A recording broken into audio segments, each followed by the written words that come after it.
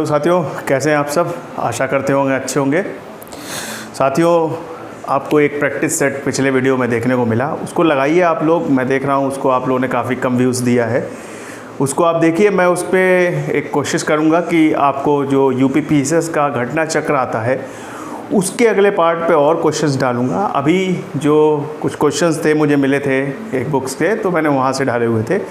आपको घटना चक्र के जो क्वेश्चन हैं जो सभी परीक्षाओं के लिए उपयोगी हैं, जो आपके PCS, RAS, Rajasthan PCS, Madhya Pradesh PCS, IAS, जितने भी एग्ज़ाम्स में क्वेश्चन आए, घटना चक्र आप जानते ही उसी से संबंधित होती है। तो मैं उसके क्वेश्चंस की प्रैक्टिस कराऊंगा आपको हिस्ट्री से रिलेटेड। और विज्ञान का जो अगला पार्ट है, विटामिन का जो बचा हुआ, हमने अभी विटामिन बी और विटामिन डी इस पर अभी थोड़ा सा नहीं पढ़ा हुआ है, जो उस डिटेल को भी हम जानेंगे, क्योंकि वहाँ से भी प्रश्न आते हैं विज्ञान में। और आरआरबी, एनटीपीसी के, और जो हमारे डेट के बारे में जो पता चल रहा है कि शायद नवंबर में आपका एग्ज़ाम होने की संभावना बन रही है। सीटेट हो सकता है अगस्त के लास्ट या सितंबर तक भी जा सकता है। तो सीटेट का अभी हम जल्दी से जल्दी समाप्त करेंगे। तो अभी हम आज कुछ विकास के सिद्धांत लेके आए हैं। और साथियों, एक आपसे आग्रह है कि ये मत सोचें कि केवल ये आपका सीटेट के लिए चल रही है क्लासेस। सीटेट के लिए नहीं है साथियों, केवल सीटेट का हम बाल विकास और पर्यावरण आपको समाप्त कर चुके हैं। अब केवल बाल विकास रह गया है। जूनियर वालों के लिए हिस्ट्री काम आती है, इसलिए मैंने बोला है, लेकिन आपके लिए हिस्ट्री सभी के लिए उपयोगी है। एसएससी वाले हों, चाहे रेलवे वाले हों, चाहे आपके यूपी ट्रिपल एससी जिनका मेंस है उनके लिए भी है, सभी के लिए उपयोगी है। तो आप ये मत मानिए, उसको सीमित मत करिए। तो विज्ञान भी आता है, आप जानते हैं, यूपी ट्रिपल एससी में, पीसीएस में भी आता है, एसएससी में भी आता है, सब में आता है। और आपका हिस्ट्री और जियोग्राफी तो आता ही आता है। तो अभी हिस्ट्री हम ख़त्म करके चल रहे हैं, क्योंकि अभी हमारे पास समय बहुत है, उसका यूज़ करेंगे। तो आइए शुरू करते हैं। विकास के प्रमुख सिद्धांत, यहाँ से क्वेश्चन सीटेट में बहुत बनते हैं, वहाँ को देखेंगे। तो क्या है क्वेश्चन कि संज्ञानात्मक विकास का सिद्धांत, सबसे पहला क्वेश्चन बनता है। कुछ साइंटिस्ट ही, मनोवैज्ञानिक आए, सोशियोलॉजिस्ट साइंटिस्ट, उन्होंने क्या किया, अपने कुछ सिद्धांत दिए हैं। उनके पहले तो ये पूछा जाता है किसने कौन सा दिया है, फिर उसके अंदर की अवस्थाएं बनती हैं, उनसे क्वेश्चन आते हैं। तो जैसे पहला है संज्ञानात्मक विकास का सिद्धांत। ये किसने दिया है? ये दिया है जीन पियाजे ने। ठीक है, किसने दिया है? जीन पियाजे ने। ये आप रट लीजिए, ये बहुत बार पूछा गया है। जीन पियाजे थे क्या के? ये टेट वगैरह में पूछा जा सकता है, लेकिन सीटेट में ये सब क्वेश्चन कम आते हैं, लेकिन ये जरूर आता है। ये मनोवैज्ञानिक स्विट्जरलैंड के थे, आपको याद रखना है इसको। इन्होंने क्या दिया है? संज्ञानात्मक विकास का सिद्धांत दिया है। इसकी कुछ अवस्थाएं होती हैं। कौन कौन सी अवस्थाएं हैं? आपकी अवस्था है पहली, संवेदी पेशी अवस्था। इसमें जो एज होती है, बच्चे की उम्र को बांटा गया है अवस्थाओं के हिसाब से। ठीक है ना, जैसे हमने पढ़ा था शैशवा, बाल्या, किशोरा, उस अवस्थाओं के हिसाब से इन्होंने विकास की अवस्थाओं के टर्म में उम्र को भी, एज को भी इन्होंने बांटा हुआ है। संवेदी पेशी अवस्था में जो एज है वो है 0 से 2 वर्ष, मतलब इस वर्ष का बच्चा यहाँ पर आएगा। इसमें क्या बताया इन्होंने? संवेदी पेशी। संवेदी पेशी संवेदनाएं व्यक्त करेगा। पेशियाँ मतलब अपनी पेशियों से। कैसी पेशियाँ? आँख, कान, नाक। बच्चा इन सभी संवेदी प्रेरक के माध्यम से सोचता है, अपने क्रियाकलाप करता है ना। छोटा बच्चा हाथ पैर चलाता है ना, इन्हीं से वो मूवमेंट करके सब चीज़ें करता है। तो ये सब संवेदी पेशी अवस्था में आ जाएगा। ठीक है, सबसे छोटा बच्चा। और प्रकाश के प्रति सचेत अवस्था, मतलब कोई निकलेगा, गुजरेगा, कोई रोशनी आएगी जाएगी तो उसके प्रति सचेत रहता है, मतलब मूवमेंट उस हिसाब से करता है वो, है ना। जानता पहचानता भी किसी को नहीं है, उसके प्रति सचेत रहता है। पूर्व संक्रियात्मक अवस्था। पूर्व संक्रियात्मक अवस्था, इसमें उम्र होती है 2 से 7 वर्ष का बालक आता है। इसमें क्या कहा गया? जीववाद का समावेश किया गया। जीववाद का समावेश मतलब सजीव और निर्जीव में अंतर नहीं कर पाता। अब जैसे कि वो क्या कहता है, डब्बे और खिलौने जो कुछ खेल रहा होता है इस उम्र में, उसको भी सजीव मानने लगता है। जैसे कि कोई बॉक्स में कोई बंदर या हिरन कुछ लेके आया तो वो उसको सजीव मान लेगा कि हाँ ये वास्तव में है। तो वो उसमें सजीवता और निर्जीवता में डिफरेंस नहीं कर पाता है ना। जो सजीव है, निर्जीव, सबको वो एक ही मान के चलता है, उसमें डिफरेंस नहीं कर पाता है। इसके अंदर की भी 2 अवस्थाएँ हैं। पूर्व संक्रियात्मक 2 से 7 वर्ष के बालक में 2 अवस्था है। इसमें पहली अवस्था है कौन सी? प्राक संप्रत्यात्मक अवस्था। दूसरी है आपकी अंतःदर्शी अवस्था। ये भी आपसे कई बार पूछा गया। उन्होंने क्या पूछा है? ये नहीं दिया, उसने पूछ लिया अंतःदर्शी अवस्था किसने दी थी, तो जीन पियाजे दी थी। तो इनके पार्ट भी याद रखने हैं आपको, बड़ा खेलते हैं इसी तरीके से। तो प्राक संप्रत्यात्मक अवस्था, जिसमें कि 2 से 7 को 2 भागों में बांटा गया, 2 से 4 वर्ष और 4 से 7 वर्ष, मतलब 2 से 7 को 2 भाग में बांटा गया, 2 से 4 और 2 से 7 वर्ष, 4 से 7 वर्ष, इस तरीके से बांटा इन्होंने। ठीक है, पहले 2 से 4 को बोला प्राक संक्रियात्मक और 4 से 7 को बोला अंतर्दर्शी अवस्था। 2 से 4 वर्ष का बालक क्या करता है? बालक संकेत व चिन्ह का प्रयोग चिंतन करता है। मतलब संकेत मतलब आना जाना, आए बाय सब करने लगता है, और संकेत क्या करता है? चिन्हों का प्रयोग कर चिंतन करता है, मतलब उससे अपने हाव भाव प्रकट करता है, सोचता है। सोचता मतलब ये नहीं कि बहुत साइंटिस्ट बन जाता, नहीं, सोचता केवल मूर्त टाइप का सोचता है। मूर्त मतलब मूर्ख नहीं, मूर्त मतलब जो चीज़ें दिख रही बस उसी के बारे में। खेल माध्यम द्वारा सीखता है, खेल खिलौने के माध्यम से आप उसको सिखा दीजिए, सीख जाएगा। मतलब उसको ABCD आप याद करा दीजिए, खेल माध्यम A for Apple, B for, तो वो रट लेगा उसको, खेल माध्यम द्वारा सीख जाएगा। ठीक है, तो ये मतलब छोटी सी बिल्कुल इनिशियल स्टेट है। ठीक है, उस टाइप का चिंतन प्राक संप्रत्यात्मक में आएगा। अंतःदर्शी अवस्था, इसमें क्या होगा? गणती घटाना गुणा भाग वो सीखने लगेगा। 4 से 7 में आ गया, अब वो जोड़ घटाना सीखना स्टार्ट कर देगा। मतलब 2 2 4 बता देगा, 2 का पहाड़ा याद कर लेगा। ठीक है, लेकिन उसका प्रयोग कहाँ करना है वो नहीं जानेगा। अभी उसका प्रयोग कहाँ करना है वो नहीं जानेगा, सिर्फ गणती कर पाएगा, प्रयोग नहीं कर पाएगा उसका। इसको बोलते हैं अंतःदर्शी अवस्था, 4 से 7। और इसको हम लोग अनुत्क्रमणीयता क्या बोलना चाहिए? अनुत्क्रमणीशीलता भी बोलते हैं, अनुत्क्रमणीशीलता भी बोलते हैं, इसमें लिख लीजिएगा आप। अनुत्क्रमणीशीलता का गुण भी बोलते हैं, अनुत्क्रमणीशीलता। इसी को बोलते हैं जो ये कर नहीं पा रहा ना, वो कि सिर्फ जोड़ घटाना कर पा रहा है, उसको प्रयोग नहीं कर पा रहा है, तो उसको ही बोलते हैं अनुत्क्रमणशीलता। अगली अवस्था है जो तीसरी, वो है मूर्त संक्रियात्मक अवस्था, 7 से 11 वर्ष। 4 भागों में बांटी गई है, संवेदी पेशी, मूर्त संक्रियात्मक, मूर्त संक्रियात्मक, अमूर्त संक्रियात्मक। मूर्त संक्रियात्मक मतलब जो देख रहा है सिर्फ उसका ज्ञान उसको अच्छे से हो गया। अब क्या है, उम्र क्या हो गई? 7 से 11 वर्ष हो गई। ये भी पूछा गया, एज का डिफरेंस भी याद रखिएगा। चिंतन पहले से अधिक अमूर्त हो जाएगा, मतलब अमूर्त नहीं हो जाएगा, मतलब अमूर्त मतलब बिल्कुल वो साइंटिस्ट टाइप का नहीं सोचे, मतलब अमूर्त थोड़ा यहाँ से बेटर सोचने लगे। जो सिर्फ जोड़ घटाना कर पा रहा था, अब वो ये भी बता देगा हाँ ये पेन इस पेन से बड़ा है, छोटा है, ये इससे भारी है, ये हल्का है, ये सब उसको ज्ञान यहाँ पर होने लगेगा। यानी माप तौल का ज्ञान में अंतर कर पाएगा। इसको बोलते हैं उत्क्रमणशीलता। क्या बोलते हैं? उत्क्रमणशीलता। कभी कभी इस तरीके से भी ऑब्जेक्टिव में लिखा आता है, इसलिए मैंने लिख दिया। इन सब चीज़ों को ध्यान से सोचिएगा, और मैं फर्जी नहीं पढ़ा रहा हूँ आपको, आप देखिएगा ये सब ऑप्शन आए हुए हैं, इसलिए मैंने बता रहा हूँ आपको। इसका मतलब समझिए क्या है। अपलटावी का गुण आ जाता है, मतलब जो सोच लेता है उससे पलटता नहीं। मतलब हाँ, अब ये पता लेगा कि भार किसका ज़्यादा किससे कम है, लंबाई इसकी ज़्यादा है, इसकी कम है, इसमें इतना कम है, इसमें इतना ज़्यादा है। ठीक है, प्रयोग करना सीख जाता है। अमूर्त संक्रियात्मक अवस्था लास्ट अवस्था है इसकी, 11 से 15 वर्ष। इसमें क्या होगा? चिंतन जो मूर्त था अभी तक वो पूरा अमूर्त होके, मतलब उसमें प्रतिबद्धता आ जाएगी, किशोर वर्ग में चला जाएगा। यहाँ प्रतिबद्धता मतलब अब वो ऐसा सोचने लगेगा, थोड़ा अब ये नहीं सोचेगा कि केवल किताबी कीड़ा बना जाए, नहीं, अब थोड़ा हट के भी सोचेगा, हाँ यहाँ पर भी लागू किया जा सकता है, इसको यहाँ पर भी ढाला जा सकता है। तो इसको बोलते हैं अमूर्त चिंतन। इसको क्या बोलते हैं? अमूर्त चिंतन।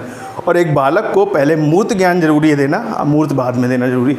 इसीलिए उस दिन मैंने आपको बताया था मूर्त से अमूर्त चिंतन करता है बालक। ठीक है, इस बात को याद रखिएगा। अब आए एक और साइंटिस्ट जिनका नाम था, मनोवैज्ञानिक कौन थे? Lawrence Kohlberg. ये अमेरिका के थे। कहाँ के थे ये? अमेरिका के थे। इसको भी याद रखिएगा आप। इन्होंने दिया है नैतिक न्याय विकास का सिद्धांत। नैतिक न्याय विकास का सिद्धांत, पहले तो यही ऑब्जेक्टिव क्वेश्चन बनता है। फिर इनके स्तर क्या क्या हैं? 3 स्तर हैं। इनके 4 थे, इनके 3 स्तर हैं। 4 में, इसमें 1 में 2 हैं, याद रखिएगा। होते तो इसमें भी 6 हैं, लेकिन वो भी इतना इंपॉर्टेंट नहीं, इसलिए नहीं बताया। संवेदी पेशी के अंदर 6 आते हैं। तो क्या है? पूर्ण रूढ़िगत स्तर पहला स्तर है। पूर्ण रूढ़िगत स्तर, नाम ही समझिए, पूर्ण रूढ़िगत मतलब जो पुरानी चीज़ें सब रूढ़िगत हैं उन्हीं को मानेगा। उम्र देखिएगा 0 से जहाँ शुरू हुआ था, यहाँ 4 से 10 शुरू होगा। कहाँ शुरू होगा? 4 से 10 वर्ष का बालक। नैतिक तर्कणा दूसरे लोगों के मानकों से आती है, अपनी नहीं हो, मतलब तभी तो इसको पूर्ण रूढ़िगत बोलना है। मतलब अपनी कोई तर्कणा नहीं होगी, दूसरे लोगों की बातों पर विश्वास करके ही उसी आधार पर वो केवल ज्ञान रखता है। मतलब दूसरों के मानकों पर कि हाँ पापा ने बताया था यही करना है हमको, छोटा बालक यही सोचेगा ना, मम्मी ने हमको ये चीज़ मना करी हम ये नहीं करेंगे, ठीक। तो ये सब चीज़ें होती हैं। इसके अंदर दो अवस्थाएं आती हैं, आज्ञा एवं दंड अवस्था, और दूसरी अवस्था कही जाती है अहंकार की अवस्था। आज्ञा एवं दंड अवस्था मतलब क्या है? वही चीज़ कि माता पिता ने कह दिया कि बेटा ये तुमको नहीं करना है, नहीं तो तुमको बाबा ले जाएगा, तुमको मार पड़ेगी, इस डर से वो चीज़ें नहीं करता और कुछ चीज़ें करता है। तो ये सब चीज़ें क्या है? आज्ञा एवं दंड की अवस्था। मतलब तुम ये चीज़ कर दो बेटा, तुमको टॉफ़ी देंगे तो खुश हो जाएगा, ठीक है ना। तो इस टाइप की अवस्था आज्ञा एवं दंड अवस्था। मतलब उन चीज़ों को मानेगा जिनसे वो मना किया गया, वो दंड के डर से उनको मानेगा। आज्ञा मतलब अगर प्यार के कुछ पुरस्कार दे दीजिए तो वो मानने लगेगा। अहंकार की अवस्था मतलब क्या है? स्वीकृति को तो स्वीकार करेगा, जो उसको मन करेगा बस उसको स्वीकार करेगा। अस्वीकृति मतलब आपने अगर उसके जिद्दी टाइप का होता है ना बच्चा, अगर उसको आपने मना कर दिया ये चीज़ नहीं करनी तो ज़रूर करेगा। तो मतलब क्या? अहंकार होता है उसके अंदर, अपने अंदर। अहंकार की अवस्था भी इसीलिए कहा गया है। तो अहंकार की अवस्था इसीलिए कहा जाता है इसको, इसी को बोलते हैं अहंकार की अवस्था को साधनात्मक सापेक्षवादी अवस्था। सिर्फ अपने बारे में सोचता है, साधनात्मक सापेक्षवादी, उसी के हिसाब से जो साधनात्मक है उसी के आधार पर सोचेगा। बच्चों का नैतिक फैसला स्वयं हित के आधार पर होता है, ठीक है साथियों। आगे बढ़ते हैं। दूसरा स्तर है नैतिकता का प्रारंभिक स्तर। इसमें उम्र 4 से 10 थी, अब 10 से 13 ऊपर गए 3 साल। इसके अंदर एक अवस्था आती है प्रशंसा की अवस्था। मतलब बच्चे क्या है? स्वीकृति पाते हैं, अस्वीकृति से दूर रहते हैं। मतलब स्वीकृति पाएंगे, अस्वीकृति से मतलब आप उनकी प्रशंसा कर दीजिए बस वो सब काम करेंगे। अस्वीकृति मतलब आप प्रशंसा नहीं करेंगे, अगर उनके अगेंस्ट बात करेंगे तो वो उससे दूर रहेंगे, है ना। तो जैसे कि यहाँ पर था अहंकार की अवस्था, बिल्कुल उसी से मिलता जुलता है, लेकिन यहाँ पर प्रशंसा की अवस्था है। अहंकार के बच्चों का नैतिक स्वयं के हिसाब से सोचते हैं, लेकिन स्वीकृति जो उनको मालूम होगा, स्वीकृति होगी जो उससे चाहते हैं, सिर्फ उसी आधार पर कार्य करेंगे। अगर उनको आप मना करेंगे तो वो नहीं करेंगे। प्रशंसा मतलब जिसमें उनको खुशी मिलती है उसी पर काम करेंगे। 10 से 13 वर्ष का बालक, है ना। दूसरों को मानकर सही गलत का फैसला लेते हैं। पूरा गलत नहीं लिखा है इसमें, सही गलत का फैसला, दूसरों के मानकर सही गलत का फैसला लेते हैं। मतलब जो माता पिता ने सिखा दिया उसी आधार पर सही गलत था, मतलब अपना माता पिता से लिया हुआ ज्ञान उसको ही सही गलत मानकर दूसरों को भी बताते हैं, नहीं ऐसा नहीं करना चाहिए, हमारी मम्मी पापा ने बताया। तो ये भी बच्चे जो करते हैं, तो इसमें नैतिकता, तो यानी इसीलिए ये सब चीज़ें आ गई। नैतिकता दूसरों की भली सिखाई, लेकिन नैतिकता का प्रारंभिक स्तर तो कहा जाएगा ना, नैतिकता अपनी नहीं लेकिन दूसरों की है, लेकिन है तो नैतिकता, इसलिए बोलते हैं नैतिकता का प्रारंभिक स्तर। अब आता है उत्तर रूढ़िगत स्तर, जो आखिरी स्तर है इनका। 13 वर्ष से ऊपर का बालक इसके अंदर आता है। उत्तर रूढ़िगत मतलब इसी को बोलते हैं आत्म अंगीकृत नैतिक मूल्य स्तर। दोनों नाम है इसके, उत्तर रूढ़िगत या नैतिकता आ गई। अब उत्तर नैतिकता मतलब नैतिकता के बाद की चीज़, आत्म अंगीकृत नैतिक मूल्य स्तर। पूर्णता आत्मनियंत्रण में नैतिक आचरण, मतलब अब दूसरों के मानकों से हटके वो अपने आचरण भी बनाने लगेगा, अपने मानक भी बनाने लगेगा, है ना। यही तो मतलब हुआ ना। तो इसकी 2 अवस्थाएं आती हैं इसके अंदर। अब आपको पिछली बार उठाइएगा, सीटेट में ये पूछा गया था कि सार्वत्रिक नीतिपूरक सिद्धांत किसके अंदर आता है, तो किसके अंदर आता है? सॉरी, कोलबर्ग का सिद्धांत है।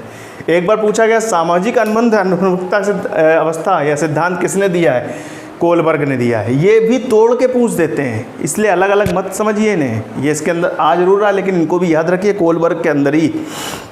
तो सामाजिक अनुबंध मतलब समाज से अनुबंध बनाना, मतलब जो भी रूल्स रेगुलेशन बनाए गए हैं प्रजातांत्रिक रूप में, बच्चा उनको क्या करेगा? मानेगा, उनको फॉलो करता है, प्रजातांत्रिक रूप से मान्य नियमों का पालन करता है, ठीक है ना। अब क्या है? सार्वत्रिक नीतिपूरक सिद्धांत उन्मुक्त, मतलब इसी को बोलते हैं विवेक की अवस्था।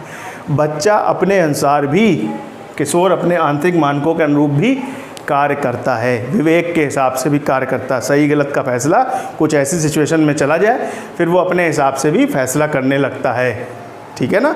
मतलब फ्रीडम थोड़ी सी आ जाती है, तो बड़ा हो गया ना बच्चा, तो विवेक की अवस्था 13 वर्ष से ऊपर निकल गया, तो ये गलत है।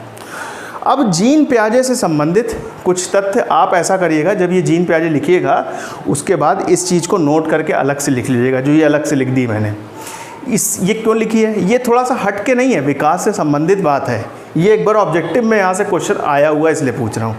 जीन प्याजे ने बताया कि व्यक्ति में पहले से स्कीमा विद्यमान होती है, विकास के संबंध में उसने बताया कि स्कीमा पहले से विद्यमान होती है। एक बार ऑब्जेक्टिव में ये भी पूछा गया था स्कीमा के बारे में किसने बताया, तो जीन पियाजे ने, ठीक है ना।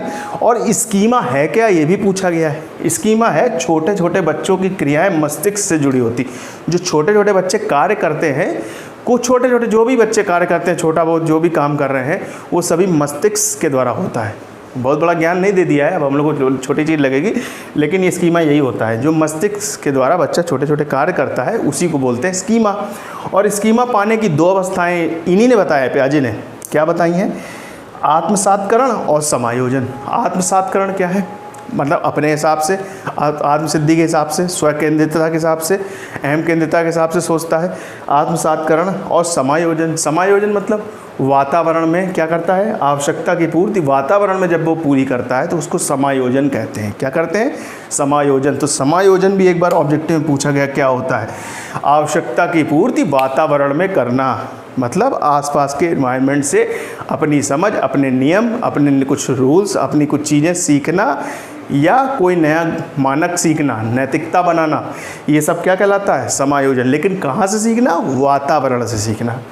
आत्मसात्करण खुद से सीखना, खुद के मानक बनाना, वातावरण में सीखना, वो हो गया समायोजन। तो ये स्कीमा के बारे में पियाजे ने कहा है, तो आप उसको साथ ही में लिख लीजिएगा। यहाँ से ऑब्जेक्टिव आया है, बार बार कह रहा हूँ मैं, आया हुआ है। स्कीमा से रिलेटेड डेफिनेशन भी आई है और आपका ये भी आया हुआ है, ठीक है। तो इसको करिएगा। अगले पार्ट में मैं आपको वाइगोत्स्की, लेवाइगोत्स्की जिसको बोलते हैं, ब्रूनर और भाषा विकास का सिद्धांत, चोम्स्की और एरिक्सन का सिद्धांत, ये सब आपको बता दूंगा। छोटे छोटे सिद्धांत हैं, यहाँ से भी प्रश्न आते हैं। उसके बाद हम बुद्धि, अधिगम और आपका रुचि पे थोड़ा सा बता देंगे आपको। यहीं से बस आता है, बाकी सब पीडागॉजी आती है। लेकिन पीडागॉजी में इनसे ही क्वेश्चन बनते हैं, तो इसको याद रखिएगा। मिलते हैं साथियों अगले भाग में, तब तक अपना ध्यान रखिए, माता पिता का ध्यान रखिए। जय हिंद, जय भारत, भारत माता की जय।